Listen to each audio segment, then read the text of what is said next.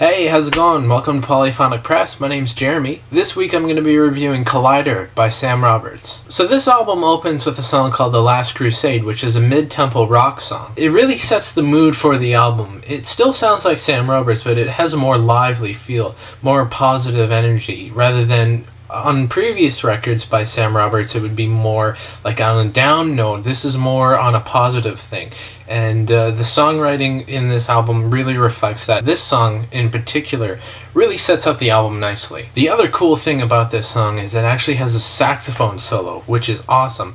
Like, honestly, when's the last time you heard a saxophone on a pop record? It's really cool. It's just one of those things that adds a little flavor to the song and sort of carries it through to a new dimension. Without a Map is a really great song. It's sort of an acoustic bluesy number. It sort of sounds like something that Bob Dylan would do in around 1965, early on in his career. Maybe something on Blonde on Blonde or Highway 61 Revisited, something like that.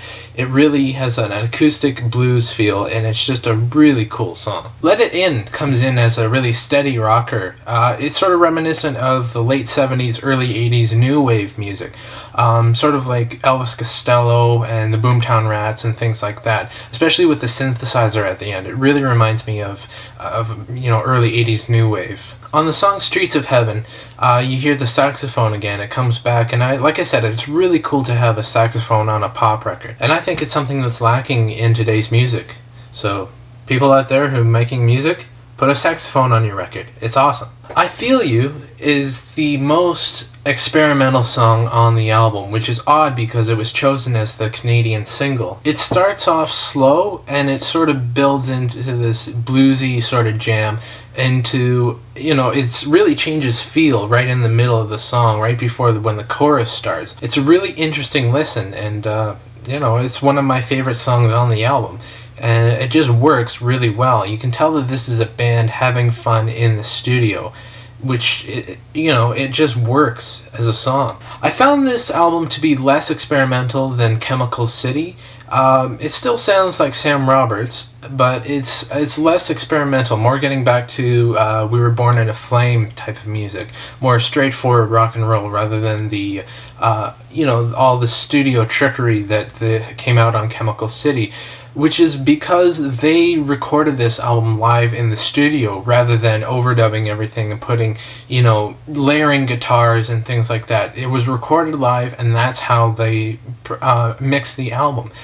It really works, and you can tell this is a band having fun in the studio. It just works as an album, and I did not find a dull moment on the album.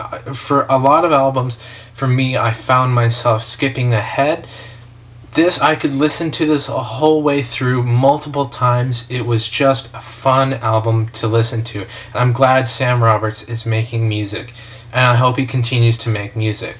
I'm going to give this album 9 out of 10. It's definitely one of the most interesting albums to be released this year. He is what Canada represents in good rock and roll music. Well, that's it for this week. Don't forget to check out our website, polyphonicpress.tk, where you can get a written transcript of every episode. If you have an album that you would like me to review, send me a private message.